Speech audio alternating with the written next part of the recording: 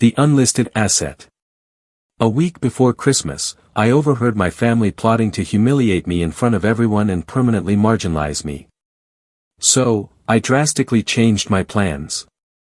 On December 24th, my mother called, "Where are you?" I laughed and told her not to wait for me at the exclusive country club gala.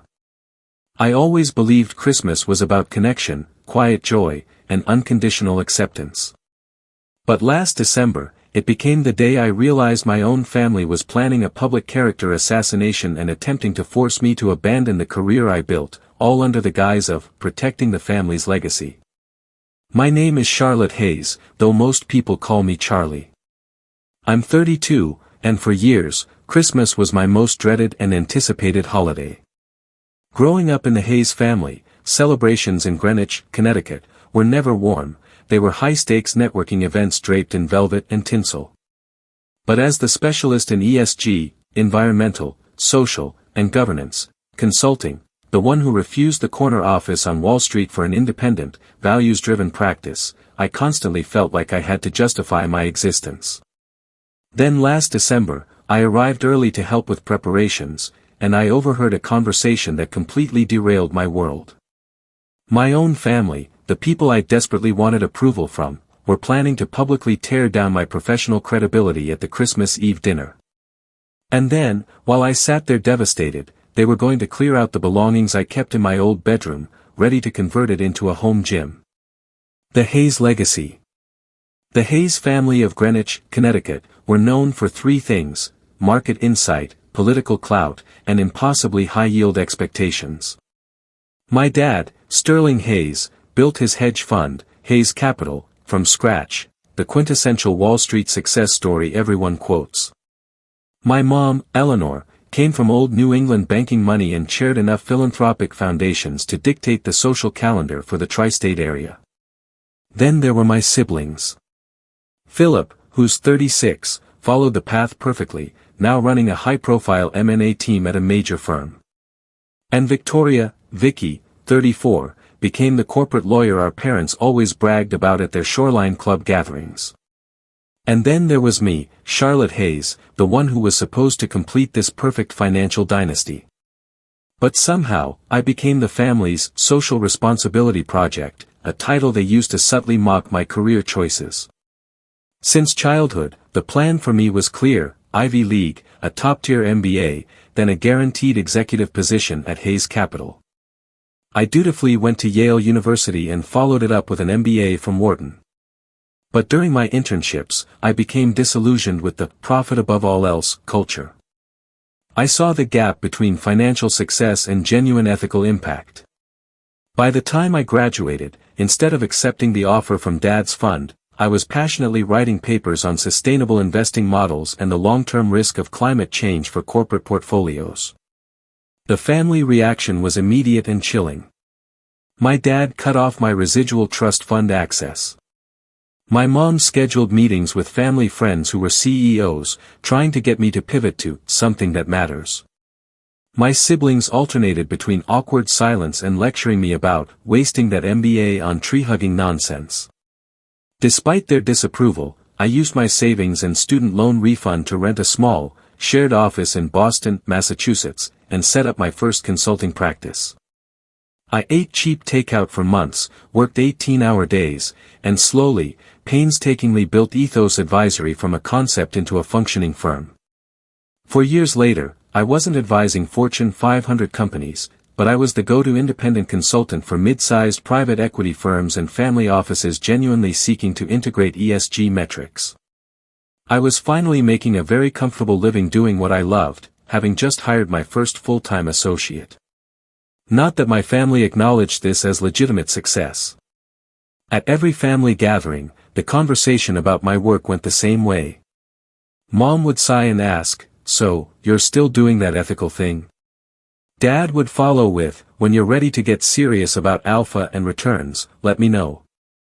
There's always a seat for you at the research desk."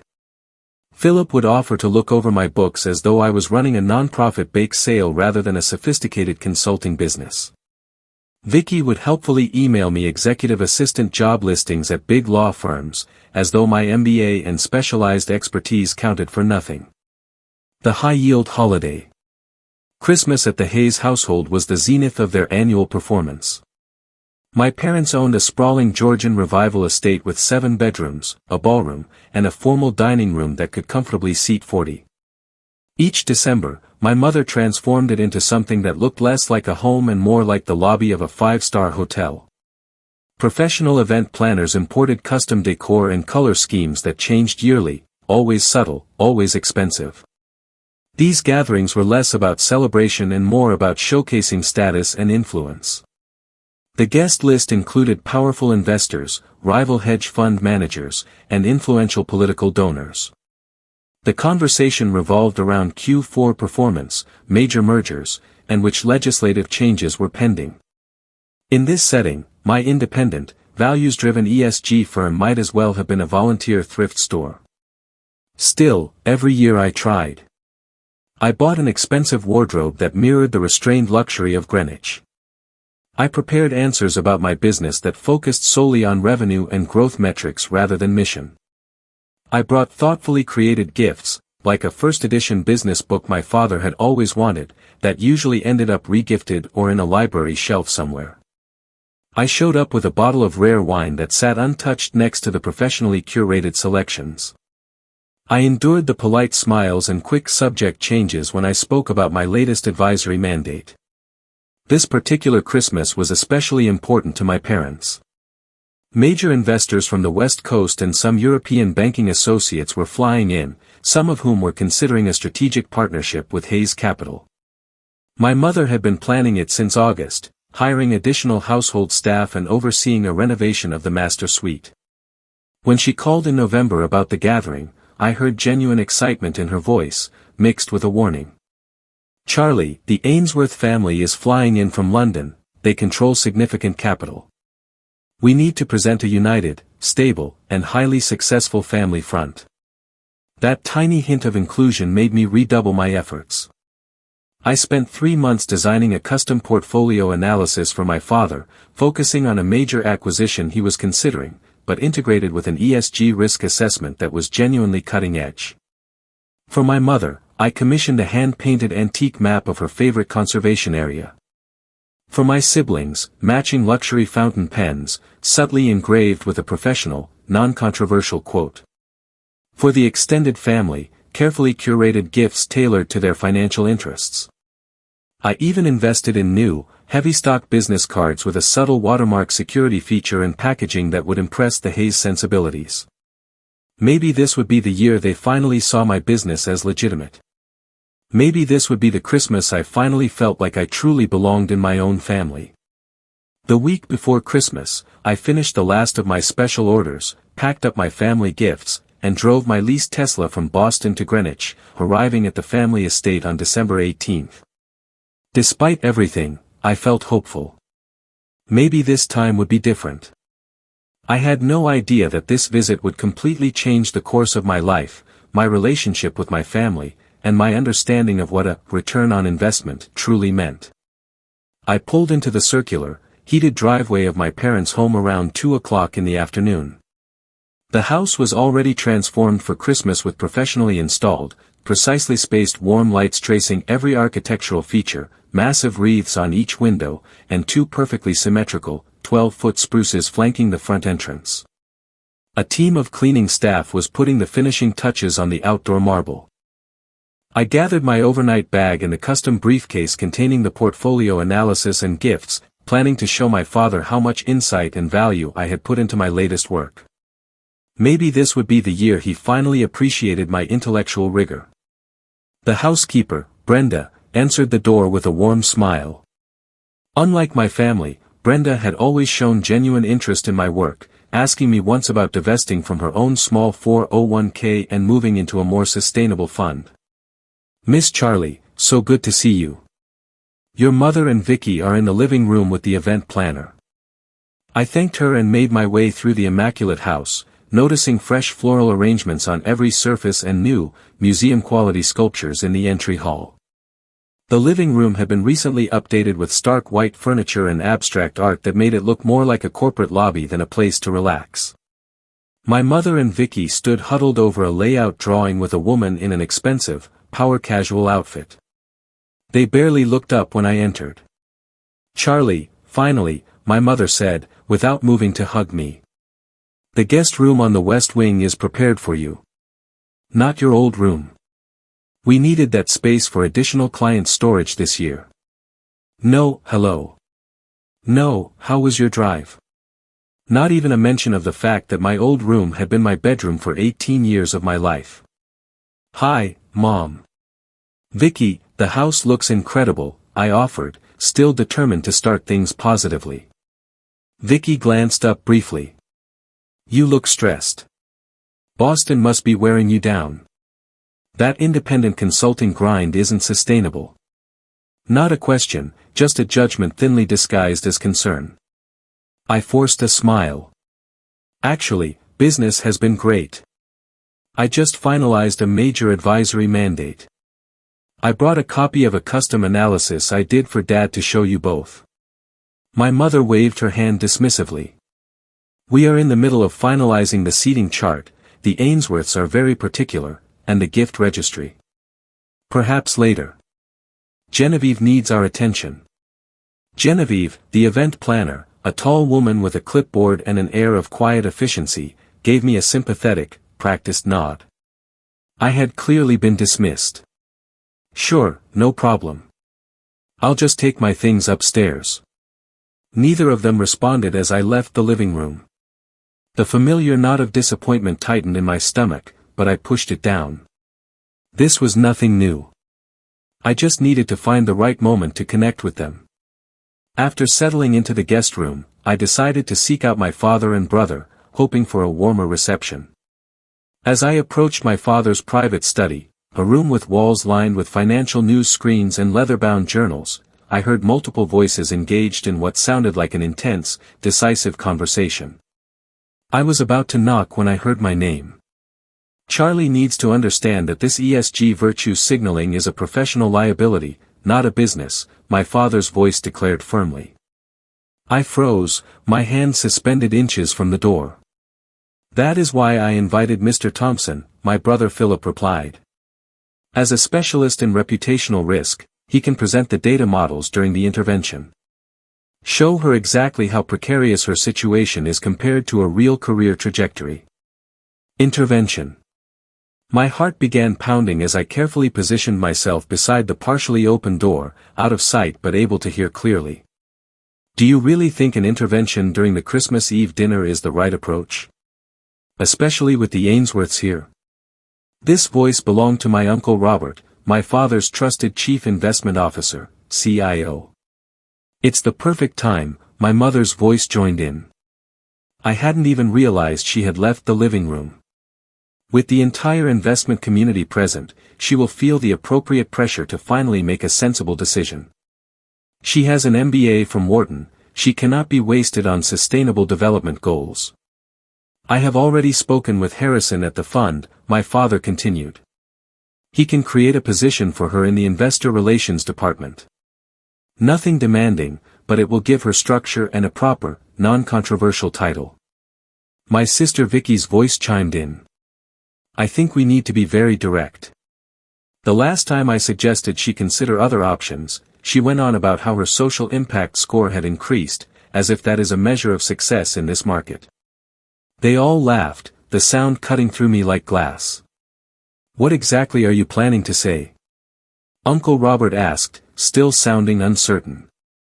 "We will wait until after the pre-dessert champagne toast," my mother explained, her voice shifting into the same tone she used when planning a corporate takeover. "Sterling will bring up our concern for Charlie's future.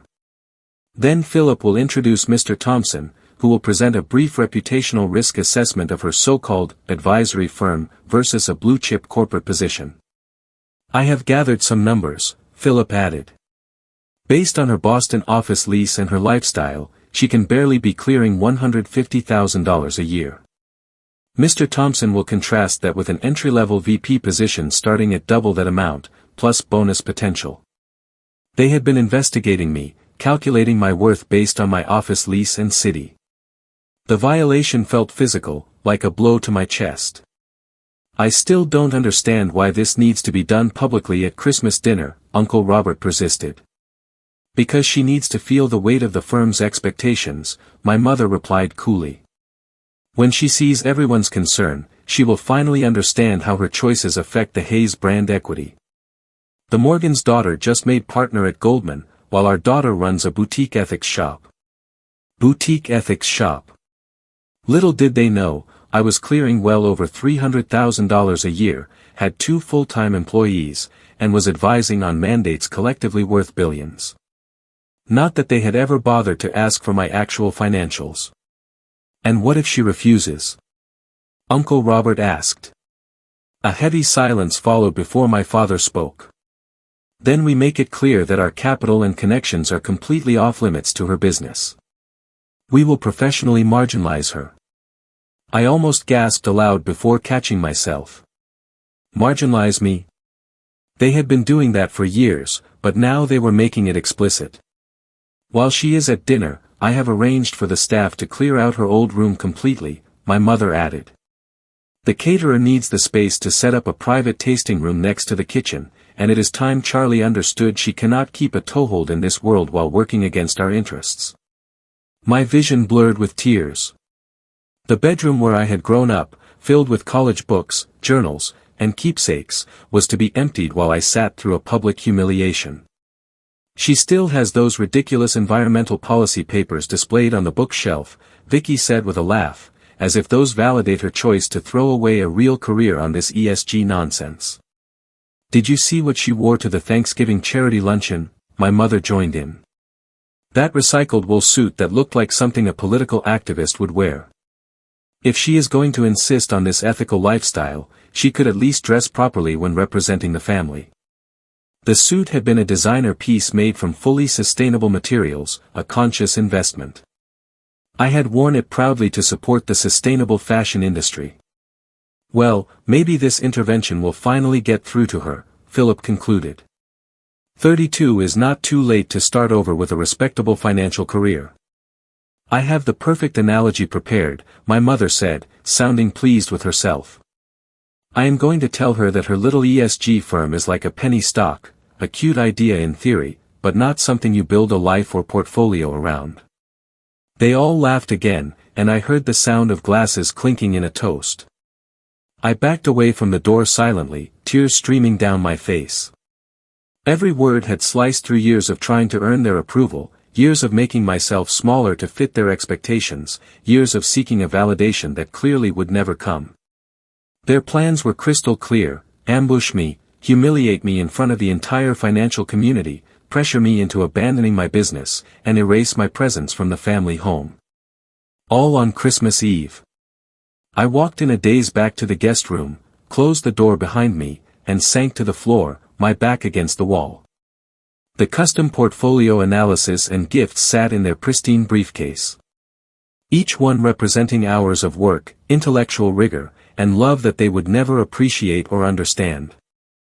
For the first time, I saw with perfect clarity what my family truly thought of me and my choices. This was not tough love or misguided concern. This was control, manipulation, and a fundamental lack of respect for who I actually was. I don't remember packing my overnight bag. I don't remember walking down the servants' staircase to avoid being seen. I don't remember the brief conversation with Brenda in which I mumbled something about an emergency client meeting back in Boston. The next clear memory I have is sitting in my car at a rest stop on I-95 outside New Haven. My hands shaking so badly I could barely hold my phone. I called Daniel, my best friend since business school and a fellow independent consultant who ran a successful tech incubator. He answered on the second ring. "Hey, Charlie, already at the Hayes compound of capitalism? How bad is the pre-game this year?" The sound of his voice, so familiar and caring, broke the shock that had been numbing me. I burst into tears, barely able to get words out between sobs. They were planning an intervention at Christmas dinner, reputational shaming, clearing out my room. "Whoa, slow down, Daniel's voice shifted immediately to concern. Where are you right now? Are you safe? I looked around at the brightly lit rest stop. Generic holiday music played faintly from outdoor speakers. I'm at a rest stop. I left. I couldn't stay there after what I heard. Good. You shouldn't be driving this upset. Just breathe for a minute, okay? I followed his instructions, taking several deep breaths as he patiently waited on the line. After a few minutes, I was calm enough to explain everything I had overheard in detail. Daniel listened without interrupting, then said exactly what I needed to hear. Those absolute predators, Charlie. You know none of what they said is true, right? Your firm is legitimate and highly respected in its niche. You are brilliant and ethical. They are just too wrapped up in their narrow definition of alpha to see anything else. But what if they are right? I whispered, old insecurities flooding back. What if I am just playing at impact while everyone else is building real wealth? Are you kidding me, Charlie? Last quarter, you turned down a major hedge fund mandate because they wouldn't meet your transparency standards. You have a 6-month waitlist for new clients. You just hired your first full-time associate. Those are not signs of a failing business or a hobby. He was right. While I had downplayed my financial success to my family to avoid their criticism or having to defend my choices, the reality was that Ethos Advisory had grown steadily every year, with my revenue model proving resilient. I had recently been approached by a national sustainable banking firm interested in a strategic partnership. I was actually considering renting a larger, dedicated office suite in Boston to accommodate the growth. Why do I still care what they think? I asked, wiping away tears. Why, after all these years of dismissal and criticism, do I still seek their approval? Because they are your family, Charlie, Daniel said gently, and because they programmed you from birth to measure your worth by their P&L statement. Breaking that conditioning is hard work. As we talked, memories of other dismissals and humiliations surfaced. The time my mother introduced me to her friends as still finding herself after Wharton when I was 27. The annual dinner where my father spent the entire evening talking about Philip's latest successful merger. The Thanksgiving when Vicky asked if I needed money for proper business travel in front of everyone. Each incident had hurt, but I had always made excuses for them. Always tried harder to earn their approval. Do you want to come stay with me tonight? Daniel offered. You shouldn't be alone after this. Thank you, but I think I need my own space to process. I'll call you tomorrow after I've had some sleep. After hanging up, I drove back to my Boston apartment on autopilot. The small, renovated brownstone apartment that my family saw as a sign of failure felt like a sanctuary as I locked the door behind me. This space, paid for entirely by my own hard work, represented a freedom they would never understand. I moved through the apartment in a daze, looking at the evidence of my actual life rather than the fictional, failing one my family had constructed. The wall of framed press clippings from impact investing blogs and Forbes magazine that had featured my work. The organized workflow of my home office, the spreadsheets tracking 4 years of steadily increasing revenue, the portfolio of client testimonials and repeat mandates. I opened my laptop and looked at the email I had been hesitating to answer for 2 weeks. The sustainable banking firm, Terra Financial, was offering a significant opportunity to feature my ESG methodology in their wealth management services, with a joint venture that would triple my annual revenue and establish a permanent New York presence. I had been unsure about scaling up so quickly while maintaining the integrity of my independent advice. But suddenly, the decision seemed clear. This was a legitimate business opportunity that any real business person would recognize as valuable. I looked at childhood photos still displayed on my bookshelf. My family on a vacation in the Alps when I was 10. Everyone smiling for the camera. My Yale graduation with my parents flanking me proudly. Were those moments real, or just performances for public consumption? Had there ever been a time when they truly accepted me as I was? I barely slept that night, cycling between tears, anger, and a strange sense of clarity that was slowly emerging from the pain. By morning, exhausted but calmer, I realized I was facing a fundamental choice: continue seeking approval that would never come, or finally prioritize my own well-being and worth. For the first time, the answer seemed obvious. I deserved better than what happened yesterday. I deserved better than what they were planning. I deserved to be seen and valued for who I actually was, not who they wanted me to be. The realization didn't immediately erase 32 years of emotional programming, but it created a small, solid foundation on which I could stand and begin to build something new. The strategic divestment. The next morning, I woke up with swollen eyes, but unexpected clarity. My phone showed 3 missed calls from my mother and a text that simply read, "Where are you? The caterer needs final numbers. Call immediately." No concern about my abrupt departure. No questions about my well-being, just logistics for her perfect holiday performance. I set the phone down without responding and made myself a cup of strong coffee. As I sat at my small kitchen table surrounded by client reports and market research, a plan began forming in my mind. For once, I would not react emotionally or impulsively. I would be strategic and deliberate, just as I had been in building my business. First, I called my therapist, Dr. Anya Sharma, and explained the situation, asking for an emergency session.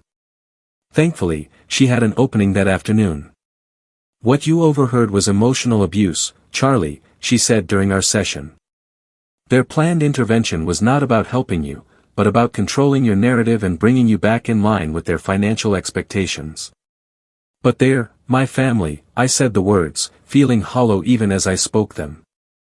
Families should provide love, support, and respect. Being related by blood does not give anyone the right to demean you or dictate your life choices. You have built a successful, ethical firm on your own terms. That deserves celebration, not a hostile takeover. We spent the rest of the session discussing healthy boundaries and the grief that comes with accepting family members as they truly are rather than who we wish they were. By the end, I had the emotional framework to support the practical plan taking shape in my mind. Back at my apartment, I created a detailed action plan, breaking it down into manageable steps. Step 1. Cancel my attendance at the family Christmas gathering without directly informing them. I would let them discover my absence when I failed to appear. Step 2. Contact Terra Financial and accept their offer to merge/partner. This was a business decision I had been considering anyway, but the timing now felt symbolic as well as practical. Step 3. Plan an alternative Christmas celebration with my chosen family of friends and ethical business partners who had consistently supported my mission. Step 4. Arrange for delivery of the family gifts I had already created, along with personalized notes, to arrive at my parents' home on Christmas Eve afternoon, just before the guests were expected to arrive. Step 5. Develop clear boundaries for any future interactions with my family, including what behavior I would and would not tolerate. Step 6. Retrieve my childhood possessions from my old room before they could be converted into client storage or a gym. This last step presented the biggest challenge. I called my lawyer friend who specialized in estate and property law to ask for advice. She confirmed what I feared: technically, anything I had left in my parents' home could be considered abandoned property since I had moved out years ago. However, she suggested sending a certified letter explicitly stating that I did not abandon my personal property and intended to retrieve it, which would establish a legal record of my intentions. I drafted the letter immediately, listing specific items of sentimental value in my childhood room, my Yale textbooks, early ESG policy journals, photo albums, and my vintage financial calculators from high school. I sent it via certified mail that afternoon. Next, I called Daniel to fill him in on my plans and ask for his help. Without hesitation, he offered his family's ski chalet near Stowe, Vermont, for our alternative Christmas celebration. "It's beautiful in December," he said. "There's a huge stone fireplace, enough bedrooms for everyone, and it's a world away from Greenwich. My parents never use it at Christmas." One by one, I contacted the friends and colleagues who had become my true support system over the years: Marcus, my first private equity client who valued my ethics; Serena, a fellow sustainability consultant; David, Daniel's business partner, who was a quiet ally. Each immediately agreed to join what Serena dubbed our Sustainable Christmas Summit. The executive at Terra Financial seemed surprised but pleased by my prompt acceptance of their offer. We scheduled a meeting for early January to discuss the official launch of our joint venture. For the gifts, I contacted a high-end logistics and security service that specialized in high-value deliveries. The owner, intrigued by my story, offered to personally deliver each carefully wrapped piece on Christmas Eve afternoon, ensuring they would arrive at the perfect, disruptive moment. With each step completed, I felt a strange mix of sadness and liberation. The sadness was for the family relationship I had always wanted but never truly had. The liberation came from finally acknowledging this truth and choosing to prioritize my own professional and ethical integrity. I spent the next few days immersed in preparations for our alternative celebration, ordering food, planning activities, and creating small, personalized ESG report summaries for my friends that highlighted their own positive impact.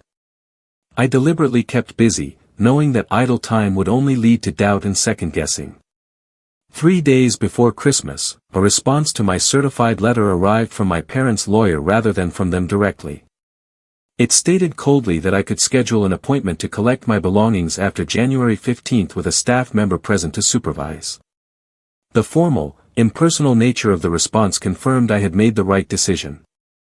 On December 23rd, I packed my car with gifts, food, and ski gear, ready to drive to Stowe the next morning.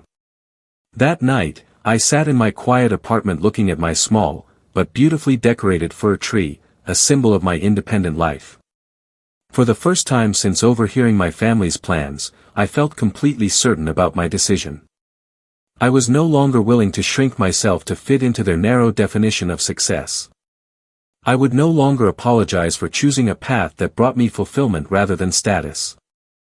I would no longer accept being treated as less than because my values looked different from theirs. Tomorrow would begin a new tradition, one built on mutual respect and genuine affection rather than obligation and appearances. As painful as this rupture was, it felt like the first truly authentic Christmas of my adult life. The high-stakes boundary. Christmas Eve dawned bright and clear, perfect weather for the drive to the Vermont mountains. The forecast predicted snow later that evening, promising the white Christmas that everyone dreams about. I finished loading my car and took one last look at my apartment, decorated with the natural, minimal decorations that my mother would have dismissed as austere rather than elegant. Everything felt right. The drive upstate was peaceful, with classical music playing and the scenery gradually transforming from urban to rural. By noon, I pulled up to the chalet, a beautiful stone and timber structure nestled among snow-dusted pines. Smoke already rose from the chimney, indicating that someone had arrived before me. Daniel burst through the front door as I parked, rushing over to help with my bags. "Welcome to the Impact Retreat," he announced with a grin. "Marcus and Serena got here an hour ago to start the fire and unpack the groceries." The interior of the chalet was everything a winter retreat should be: high ceilings with exposed beams, a massive stone fireplace with a crackling fire, comfortable furniture arranged for conversation, and windows showcasing the forest views. Serena was in the open kitchen unpacking grocery bags while soft jazz played softly from hidden speakers. "This is perfect," I said, feeling the tension in my shoulders release for the first time in days. Throughout the afternoon, the others arrived one by one. Marcus brought cases of biodynamic wine. Serena arrived with her famous homemade vegan chocolate cake. The others showed up with additional food and decorations. By 4 p.m., our chosen family was complete, and the chalet was filled with laughter, delicious smells, and genuine warmth. No one asked about my biological family unless I brought it up. There were no awkward questions about my revenue or lack of Wall Street title. No one made subtle digs about my life choices or appearance. The contrast to my family gatherings could not have been more stark. At precisely 6:30 p.m., my phone began ringing. I had been expecting this, knowing that my family would normally be gathering for their formal champagne reception around this time. The first call was from Vicky. I stepped onto the balcony for privacy before answering. "Hello, Charlie. Where are you? The Ainsworths are here, and Mom is at a breaking point. Her voice held more annoyance than concern. I'm not coming, I said simply. A pause. What do you mean you're not coming? Of course, you're coming. The entire community is here. Dad is about to give his toast. I mean exactly what I said. I am not attending Christmas this year. You cannot just not show up. What am I supposed to tell everyone? This is so unprofessional, Charlie, just like she caught herself, but I knew she had been about to say, just like your boutique ethics shop. Tell them whatever you want, Vicky. I'm sure you'll find a way to spin it that preserves the Hayes brand. You're the lawyer. She sputtered in shock at my directness. Before she could respond, I continued, by the way, gifts for everyone were delivered this afternoon. I put a lot of thought into the portfolio analysis. I hope Dad finds it useful. I ended the call before she could respond. Within minutes, my phone rang again. Philip. This time I let it go to voicemail. Then my father, another voicemail. Finally, the call I had been expecting and dreading, my mother. I took a deep breath and answered. Hello, Mother. Charlotte Elizabeth Hayes. Where are you? Her voice was tight with controlled anger, the type she used when correcting a major fund manager. I am celebrating Christmas elsewhere this year. What do you mean elsewhere? The Ainsworths are asking for you. The caterer has prepared for our exact headcount. This behavior is completely unacceptable and an insult to this family's name. Is it? I asked, surprising myself with how calm I felt. More unacceptable than planning to ambush and professionally discredit your daughter during a formal dinner. More unacceptable than plotting to clear out her room while she sits at the table. More unacceptable than dismissing her career as a penny stock and her achievements as virtue signaling. Dead silence on the line. I have no idea what you are talking about. You've clearly fabricated this. Of course, she would deny it. I overheard everything, Mother. Last Tuesday in Dad's study. You, Dad, Dean, and Cassie, planning your little intervention with Dean's friend to shame me about my finances, planning to pressure me into quitting my business for a job at Dad's firm, planning to clear out my office for cousin Jessica while I sat through your public humiliation. Another silence, then a change of tactics. Alex, you misunderstood. We are concerned about your future. This intervention comes from a place of love. A new tradition forged. Our chosen family feast continued long into the night. We prepared dinner together, everyone taking charge of different dishes in the spacious, open kitchen. Unlike the formal, catered affairs at my parents' home, this meal was collaborative and relaxed. Wine flowed freely, stories were shared, and laughter echoed throughout the cabin. We ate at the large wooden table by candlelight, passing dishes family style rather than being served by staff. The conversation flowed naturally, covering topics from new game engine developments to travel dreams to philosophical debates about the future of AI in creative work. No one was trying to impress anyone else or maintain appearances. It felt genuine in a way my family gatherings never had. After dinner, we gathered in the living room where Marcus had built up the fire to a cheerful blaze. Outside, a light flurry of snow had begun falling gently, creating a picture-perfect holiday scene through the large windows.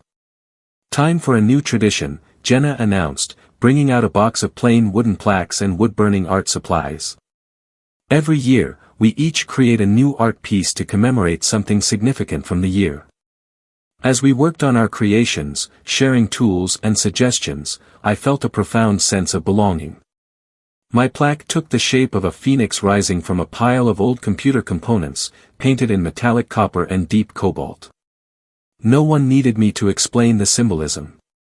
Around 11 p.m., my phone buzzed with a text from my Aunt Meredith, my mother's formidable sister who had flown in from London. Just heard what happened. Not everyone agrees with your parents' approach. Your grandmother especially was upset when she found out what they had planned. Your gift, that vinyl soundtrack, is brilliant. Thank you. Shortly after, another message arrived from a cousin, your custom game package is incredible.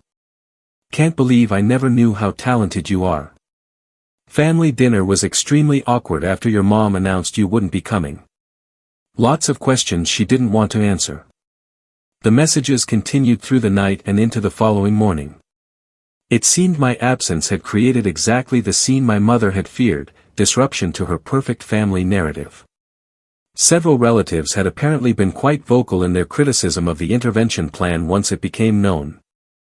The carefully constructed sterling family image had developed significant cracks. Friday morning at the cabin was everything I had always wanted a holiday to be. We woke leisurely, gathering in pajamas around the fire to exchange the small, thoughtful gifts we had brought for each other. Mine were, of course, pieces of custom-etched gaming-themed art I had created specifically for each friend, capturing something essential about their personality or our relationship. Sophia cried when she opened her gift, a delicate silver pendant incorporating a tiny replica of the first character sprite she had ever designed. "This is why your business is successful," she said, wiping away tears. "You don't just make games, you create meaning."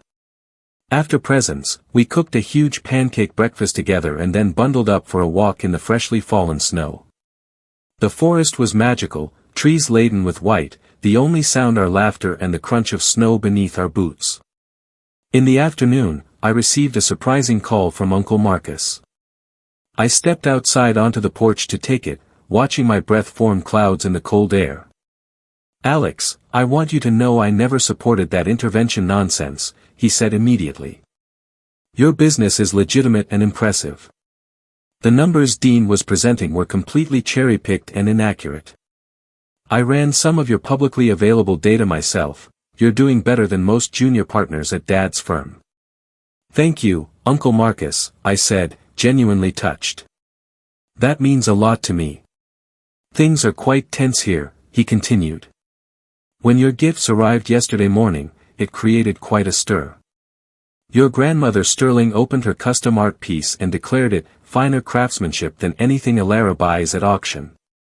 Then she demanded to know why no one had told her how successful your studio had become. I couldn't help smiling at the image of my formidable grandmother taking my side. The truth came out rather explosively over dinner," he continued. "Your mother tried to downplay your absence, but your grandmother is sharper than they give her credit for.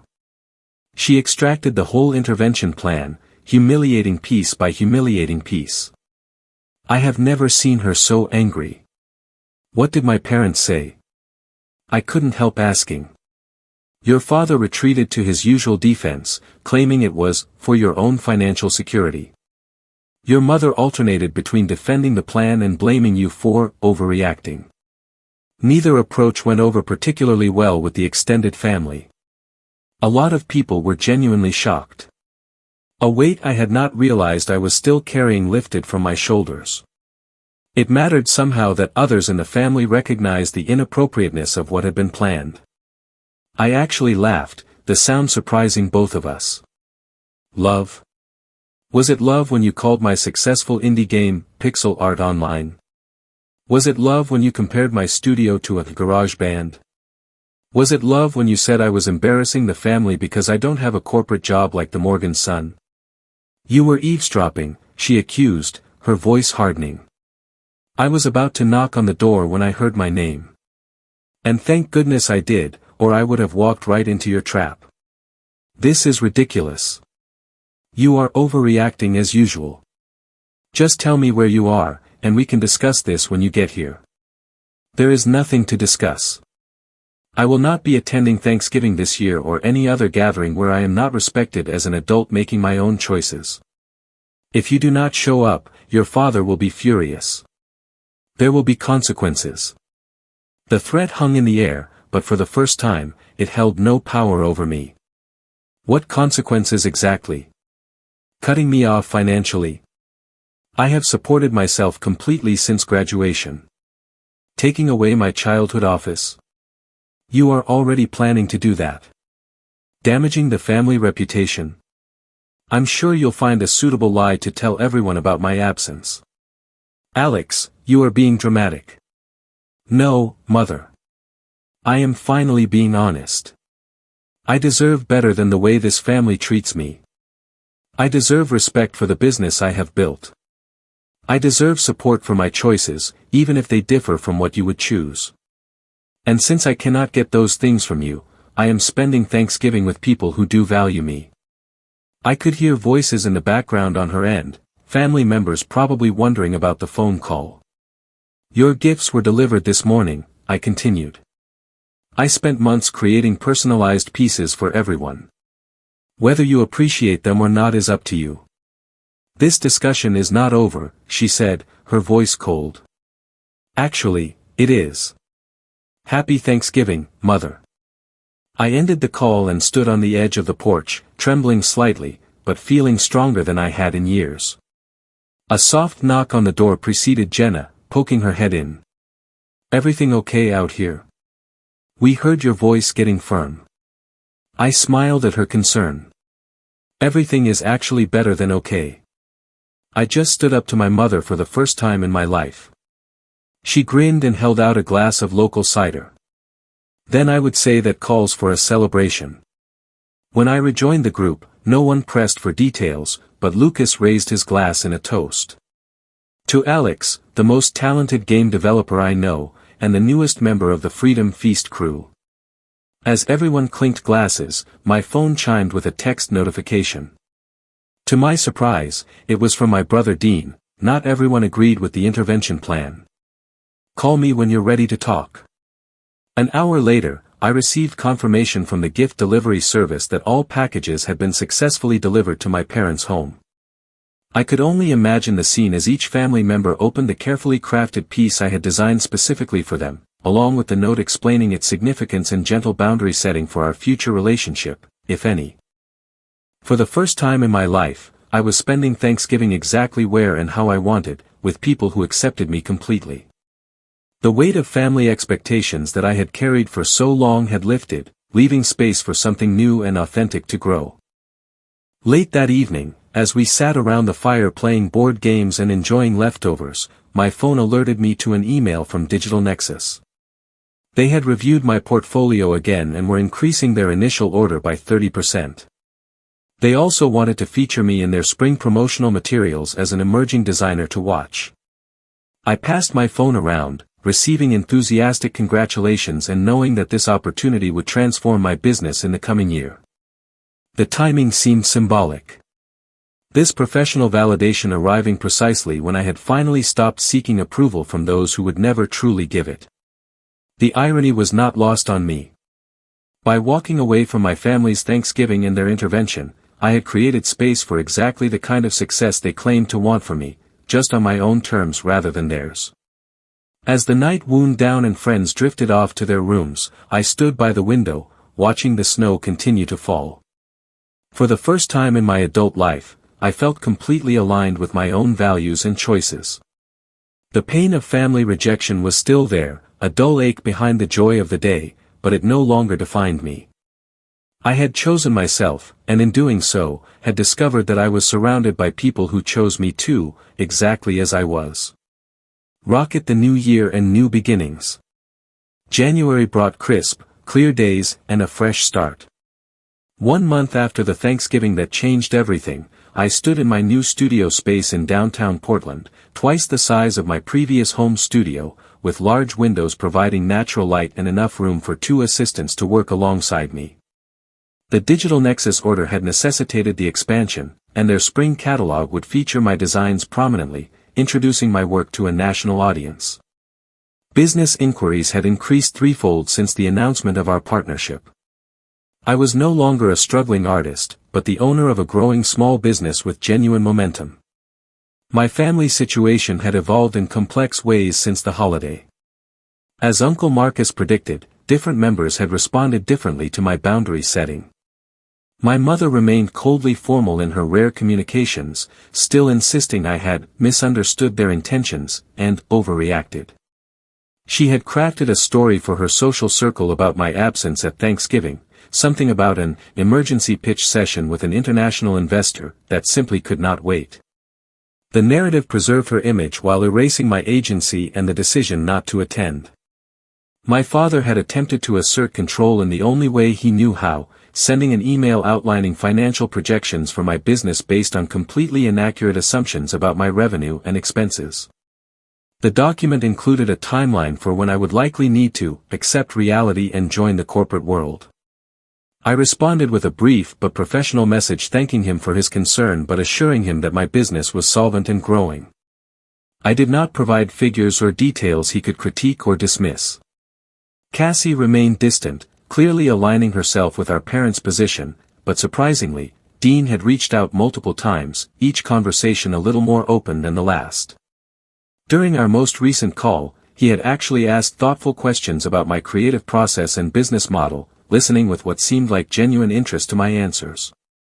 I never realized how much strategic thinking goes into what you do, he admitted. It's not just making pretty things. You have to forecast trends, manage production pipelines, build client relationships. It's actually quite similar to what I do, just in a completely different industry. This small acknowledgement that my work required legitimate business skill and was not just an extended craft project felt significant coming from him. The most unexpected development came from extended family members. My grandmother Sterling had sent a handwritten letter expressing her admiration for my entrepreneurial spirit and exceptional craftsmanship along with an invitation to visit her in London.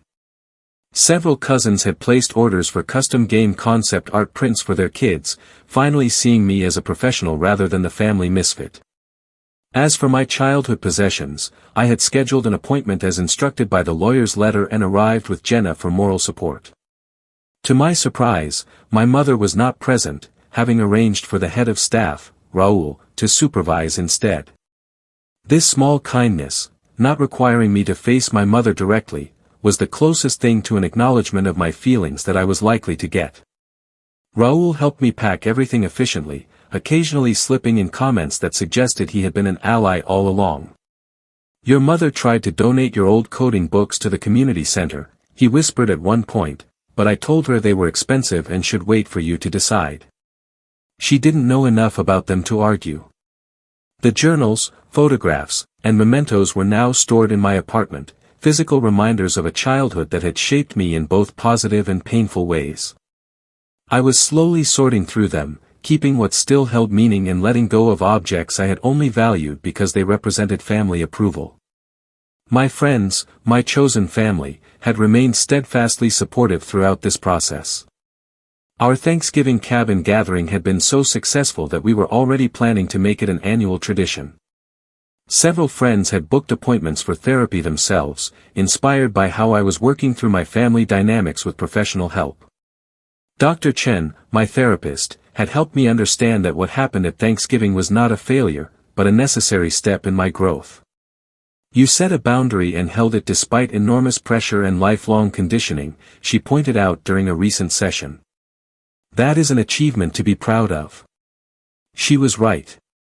Through this painful process, I had discovered strength I didn't know I possessed. I had built a business that reflected my values and vision.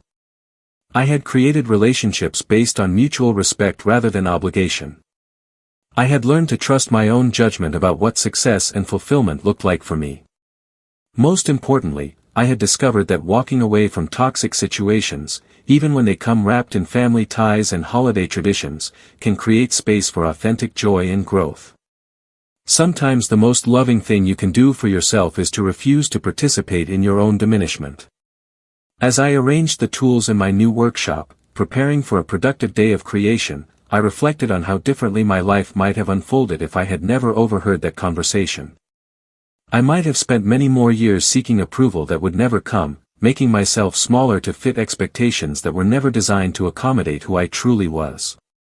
Instead, that painful discovery had become a doorway to freedom. Not the freedom from family that my parents had threatened as a punishment, but the freedom to define my own worth, set my own boundaries, and create a life aligned with my values. This journey was far from over. Family wounds don't heal in a single season, and patterns established over decades take time and effort to change. There would be more difficult conversations, more boundaries to maintain, more grief to process for the relationship I had wanted but never truly had. But for the first time, I was facing that journey as a whole person rather than a perpetual disappointment. I was Alex Sterling, game developer and studio owner, surrounded by people who saw and valued all of who I was. The greatest gift I gave myself last Thanksgiving was not walking away from my family's gathering, but walking toward my own truth. In choosing to value myself, I had finally broken free from the cage of others' expectations and found my own voice.